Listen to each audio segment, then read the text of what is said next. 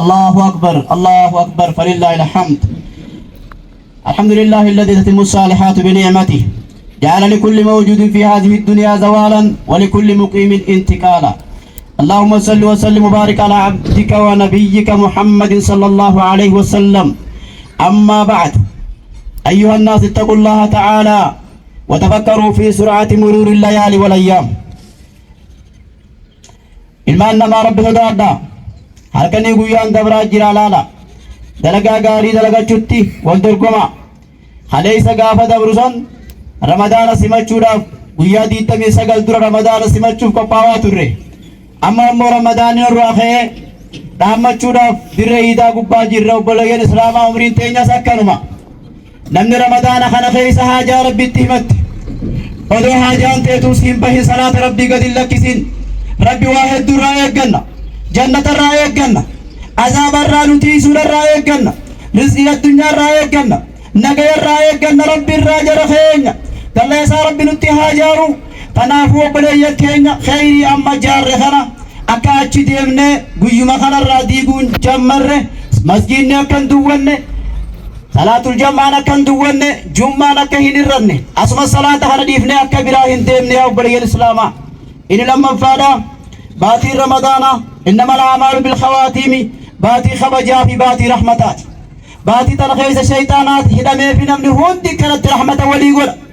هقا رمضان نبه أمو نفسي جانس قال لك فهمت ربي خينيان قرقار سفنه بكا ديم نهندتي تخي إسلام مانا أمانا نرجرتها إيقنو من خيني خيسا أقول كل يسنو ومن خيني شرف كاو حالالو بوتو من خيسا هافر راباسنو.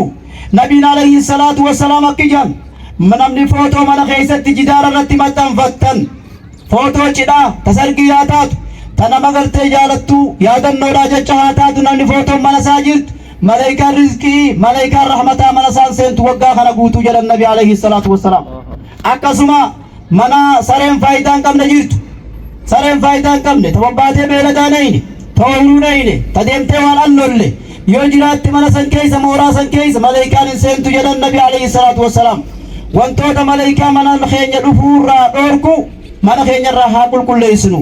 Akkasumas filima adda addaa kan qullaa di'aaraa hayaan irraa fuudhame warra kabajaa naamusa rabee amalli bade filamoota akkasii mana keessatti yoo haa oomishnu taate barakaan mana sanii deemti. Manni sun bultii keessatti ofii kan argatu gizee hunda yaa'ii heddummaata qabeenya ni argata walirra rabbiin taasisuuf. obboleeyyan keenya waan diinagdee keenyaa kufaatii ta'us haa birraa'eenu, waan diin keenyaa kufaatii ta'us haa birraa'eenu. Duniyaan duniyaadha, har'a addunyaa gubbaa jirra, baruu deemuudhaaf teenya. Rabbiin fayyaa si kenne kana masgiidaan dhaqi, wallaahi sirraa fudhatuudhaa ta'a. Diinagdee si kenne kana bakka diinagdeetumma rabbiin barbaachisuun dhaqi. Namni gariin diinagdeen isaa guyyaa sargiin dhala isaatii fi gurbaa isaa bichaadha mul'atti. Bakka masgiidaa keessaa qoodan qabdu, madarasaa keessaa qoodan qabdu, diinagdeen isaadhaa guyyaan isii mul'attu. Hoteela kaaffee guddaa hireessee guyyaa sargiin dhala isaa guyyaa sargii gurbaa isaa bichaadha diinagdeen isaa mul'atti. Nama garii jedhama qoodan qabdu seera nama jaala kubituu hin danda'u. Kanaaf obboleeyyan keenya diinagdeen teenya bakka mul'atuu qabduun haa mul'attu. Bakka mul'achuu qabduun haa mul'attu. Wanni nuti rabbi irraa eeggannu waan guddaadha. Waan guddaa san ramadaanni bahuudhaan akka abdiin kutanne waan rabbitti himannes qabna. Haajaa dhuunfaadhaatis, ta hawaasummaatis, ta nageenyaatis rabbii keenya irraa eeggannaa rabbi nurraa hin tursiisini. Baadiruu bil a'maali sab'an nabiin jee alayhi salaatu wassalaam. Osoo waa torba isin hin mudanne gizeen dalagadhaa jee. Osoo fayyaa qabdanii dhibdeen dura dalagan. Fayyaa irratti hin boonnu kana rabbiin sirraa fudhatuu ta'a guyyaa takka.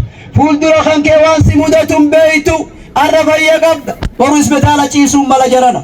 Arra ruhii qabda boru adagaa tokkoon kutuun mala jarana. Ilmaan keetiifis waan dhaamtu iftooma qabaadhu ilmaan kee keessatti. Ilmootee to'adhu, eessa ooltee gaafadhu, eessa bobbaatee gaafadhu. Saahiba hamaarraa eegi, nama gaarii akka saahiban godhi. Ilmoon akka sammuun guddatu barumsa keessattis nama ifii olii saahibdee qabxii gaarii godhu.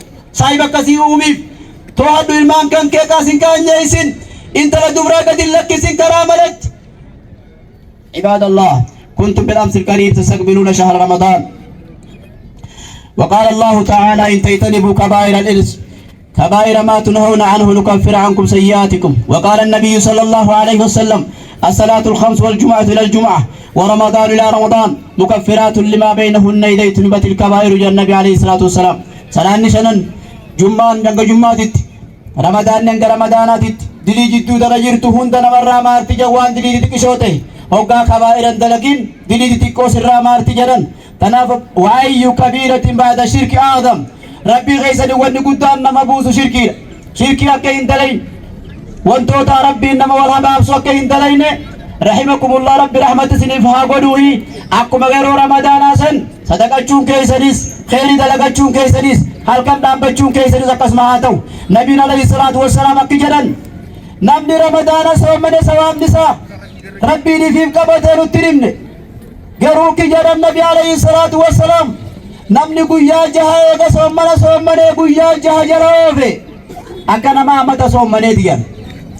Jahan kun kaman guddootii miti haman xiqqootis haman guddootis habee kaadhaatis hawallaalaadhaatis guyyaa jaha asirraa qabnee jahan shawwaalaa kana soommanuu kan irraanfanne gabroota rabbii sawaaba baatii takkaan nu qixxaawa.